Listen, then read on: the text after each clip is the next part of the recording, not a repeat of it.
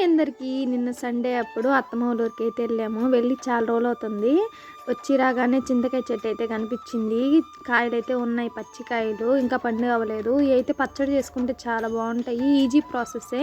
నేనేం చేశానంటే, చెట్టు అయితే మాది కాదు, ఫస్ట్ పిల్లని పంపించి కొమ్మ పట్టుకోమన్నాను.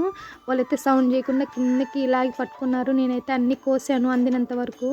పిల్లలు ఎక్కడెక్కడ సౌండ్ చేసేస్తారా, చెట్టు గల్లలు ఎక్కడ చూస్తారా అని ఒక భయము. సైలెంట్గా చేసాం అనమాట, సౌండ్ లేకుండా. మీరు ఎప్పుడన్నా ఇట్లా ట్రై చేస్తున్నారా? పచ్చడికి ఎంత కావాలన్నీ అయితే కోసుకొని అయితే మేము వచ్చేసాము, దొరకకుండానే ఇట్లా అయితే కోసుకొని వేసాము. చింతకాయ పచ్చడి చాలా చాలా బాగుంటుంది అప్పుడప్పుడు చేసుకొని వేడి వేడి అన్నంలో తింటే.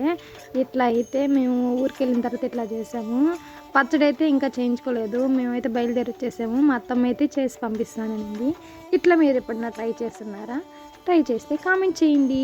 వీడియో నచ్చిందంటే లైక్ అండ్ సబ్స్క్రైబ్.